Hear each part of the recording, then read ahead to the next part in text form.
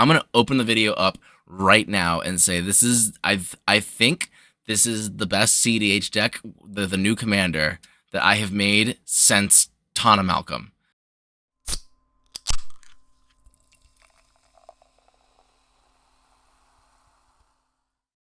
How is it going, everybody? I'm Josh from Elder Drunken Highlander. I'm coming to you with a deck tech video for Wicked Witch of the Wild West, a card that was Stella Lee, a wild card that was just spoiled today. And I've already got a cEDH deck for it, and I'm feeling really, really strongly about a cEDH deck. I'm going to open the video up right now and say I think this is the best cEDH deck, the new commander that I have made since Tana Malcolm. This is a crazy good deck. I'm goldfishing with extreme consistency.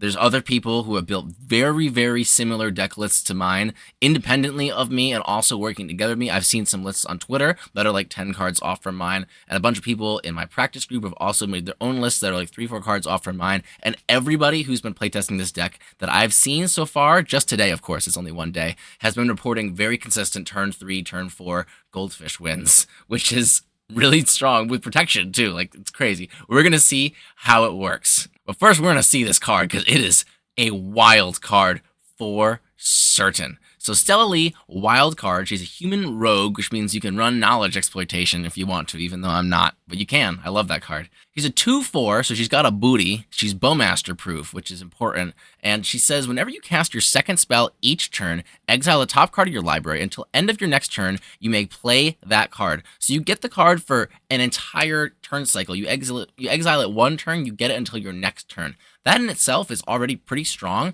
on a 3-mana creature. It's kind of similar to Jory and Ruin Diver, but it gets even better because her second ability is tap. Copy target instant or sorcery spell you control. You may choose new targets for the copy. Activate only if you cast 3 or more spells this turn, which seems like it's going to be difficult to do, but it's really not. It's really not difficult to do at all, especially in cEDH when you have so many 0-mana spells. If you look on the left side of the deck right now, you can see all those 0-mana artifacts that we're running.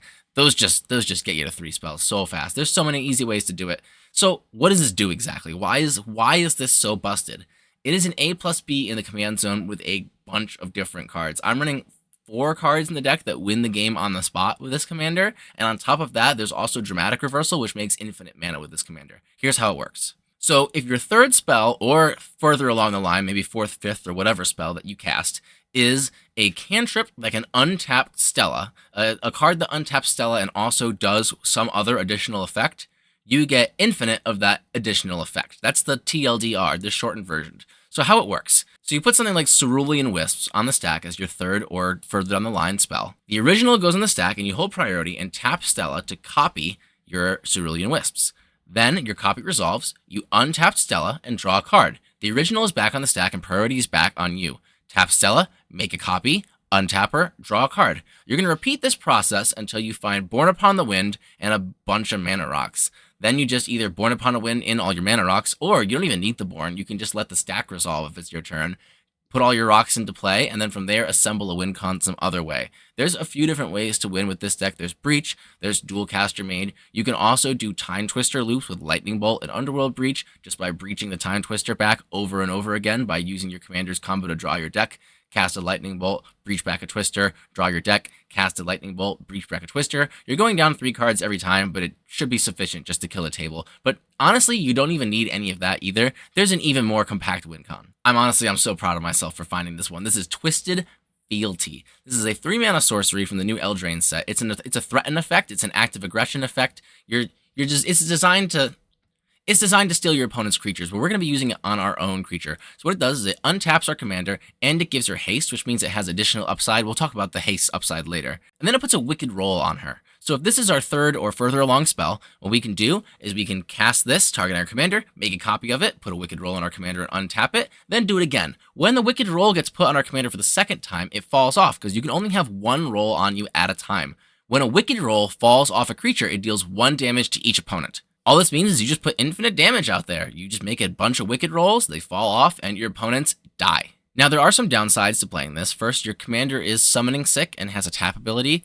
You need to be able to protect her for a turn, which isn't actually as hard as you think. You have access to blue counterspells. You have access to her 4 toughness, which makes her lightning bolt proof and more or less bowmaster proof. And we have a lot of ways in this deck just to give her haste. Twisted Fealty, if it's not your 3rd spell, if it's like your 1st or 2nd spell, can just be used to give her haste. You can go Commander, 1st spell, Twisted Fealty, 2nd spell, now she's hasty, and then 3rd spell, win the game. That's something that you can do. Twin Flame and Heat Shimmer also make clones of our commander with haste, so we can use those ones as well. Same for Cursed Mirror. The other weakness of this commander is that you have to cast 3 spells in order for it to go off, which if you're a little short on cards in hand, can be difficult. Luckily, the deck and the commander both smooth this out really well and make this really easy. Run cards like Tidal Bore that are just free to cast, things like Daze. We can daze our own spells just to get to the count. I don't care. And we're running a bunch of cheap artifacts that can make our count go up quickly too. Jeweled Amulet is kind of a favorite of mine. I really like it for 3 mana commanders that don't have green, because you can get your commander out on turn 2 with it. That's what it's for. But in this deck, it has upside of being your 2nd spell trigger as well. It's really, really easy free spell. So it's kind of like a Get Probe where you just kind of trade it later in the game. And that spell from Stella stays for a whole turn cycle. So if it's something that's not useful now, it might be useful later. It's really, really beneficial to be playing 2 spells a turn, even in your opponent's turn, and using instants to go off and get as many cards as possible. This commander is cracked. Card advantage, combo, 3 mana.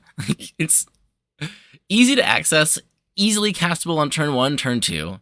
It has multiple Bs with the A in the command zone. You have access to Twisted Fealty, Cerulean Wisps, Dramatic Reversal, which just makes infinite mana, but that's still pretty good, Refocus, and Twitch. So with the numerous free spells in your deck, it's not that hard to get the 3 casts pretty much every turn. The deck also makes advantage of some tutors that are not very good normally. Personal Tutor, if it's your 1st spell per turn, will put the card on top, and then you just exile whatever you tutor for as your 2nd spell for turn. So let's say you have a Personal Tutor and some other spell, cast your Personal Tutor, find the way you win, cast your 2nd spell, exile the way you win, cast the win condition, and win the game. It's a super simple A+B with any of our tutors. Merchant Scroll, another tutor that's basically useless in most decks, finds our win con. It's just an instant or a sorcery with our commander. Same thing for Solve the Equation.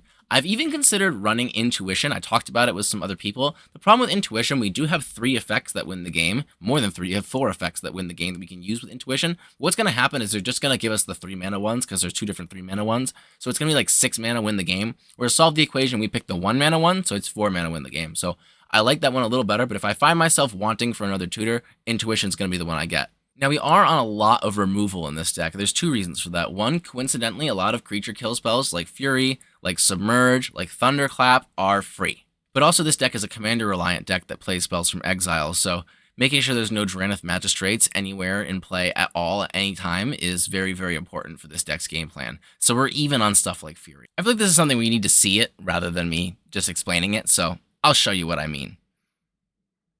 What is this for a hand? This is pretty good. Okay, I'll keep this. Just gonna rip the first 7, sure. Shockin, Seagate Restoration, take... Oh, no, that's wrong. I'm already messing it up. Already messing up the first 7 that I ripped. Play City of Traders. Play Talisman. Pass turn. Gonna play Seagate Restoration. This is gonna die. We'll float 2 mana. Use 1 of the 2 mana, so we have... I remember that Moxfield has a mana tracker. We have 1 mana remaining. Play Dockside. It's turn 2, so we'll say Dockside makes 3 treasures. I'll just use the green mana to track my treasures, because this deck doesn't make green.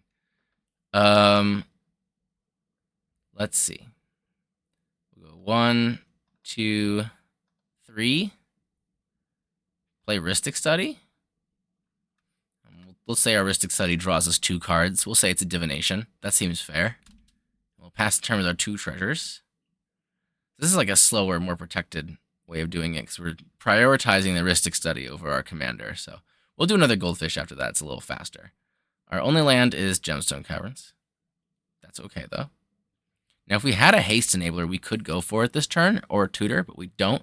So we're just going to vibe. So we're going to cast our commander. And we're going to... Oh, wait, hold on. I'm silly. No. This is correct. This is correct. We're using mana to cast our commander, because we don't need to like burst our mana or do anything this turn. We don't have anything crazy here. We're just going to sit behind Rhystic Study. So we're actually going to use this Jeweled Lotus as our 2nd spell. Exiling the card we need to win the game, baby. Aw, yeah. All right, so we Cast this at some point during our opponent's turns. Or actually, no. No, we cast this right the heck now, actually, is what we do. We cast this right now. We can win at instant speed. Okay, wait, hold on. So we're going to go Mystical Tutor. Bam. We're going to cast it. If they try to interact here, we can use our commander to copy the Mystical Tutor. So if they counterspell this, we'll still get our thing. They can't do anything about that. That's why it's better to go through it this turn. So we're going to go View Library. We're going to get Cerulean Wisps. Put it on top.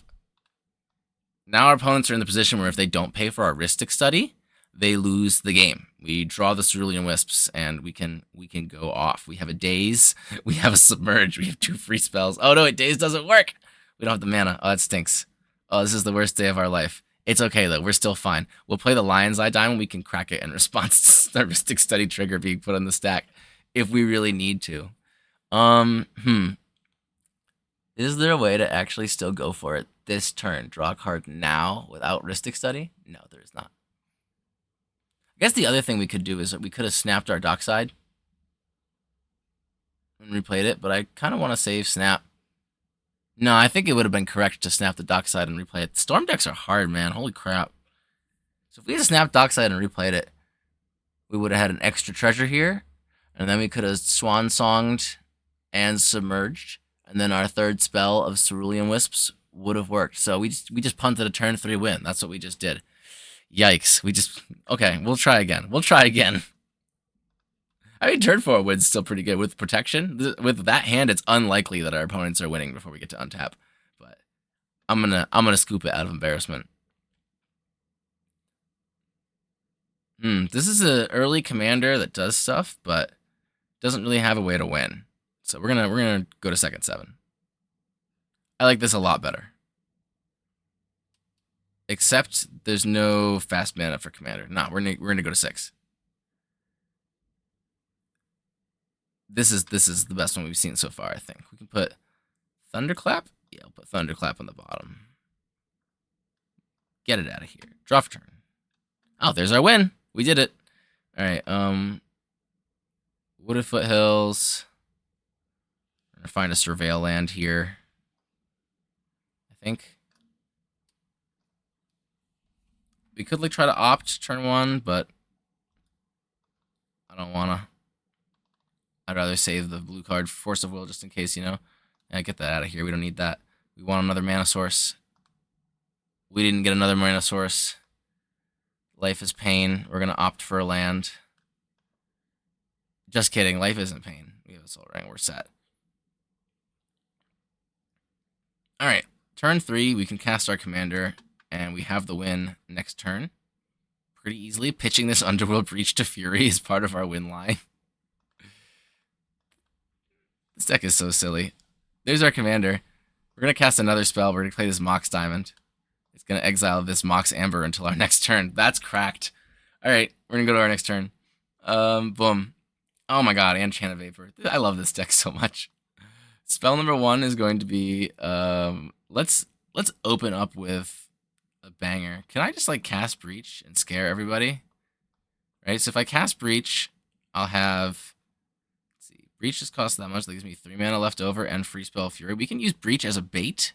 We don't have a free spell to pitch to Fury if we do that. We don't need to bait. We have a Force of Will. Okay, let's go. First spell, Mox Amber.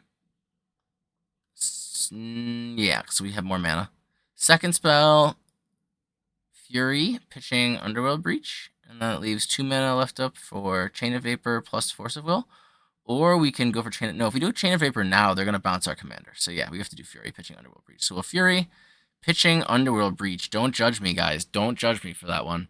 And Fury will die. That'll be our second spell because Evoke is an alternate cost. And now we still have all of our mana for our third spell, which we're going to be smart and use the Mox Amber for. And it's going to be Twisted Fealty. Then we hold priority. Tap our commander, make a copy. If our opponent does something about this, then we can Force of Will, pitching Chain of Vapor, since it's kind of useless here. I did. But from here, we put Infinite Wicked rolls on our commander and win the game. Turn 4, with backup, pretty good. Let's do one more. Why not, right? Why not? Okay, sure. Heuristic Study on turn 2. I like that. Let's get a land out of the way. Let's go Soul Ring Pass. That's hype. All right, so we can play Commander plus second spell this turn, or do we play Heuristic Study? I think we play Heuristic Study because we don't have a win right now. We don't have a way to find a win, so we're just going to do that. Commander plus second spell, not as good as Heuristic Study plus Mana Vault, so we'll do that. And we'll say it draws us 2 cards and go to our turn. Okay. Obviously, we play this, right? Yeah. And then we're going to go 1, 2, 3. Play Commander. Oh, I sequenced that horribly. Hold on. It's because I got excited about the new card. Play Commander. Then we play Mystic Remora. Trigger, exile Wheel of Fortune. I don't think I care about Wheel of Fortune right now.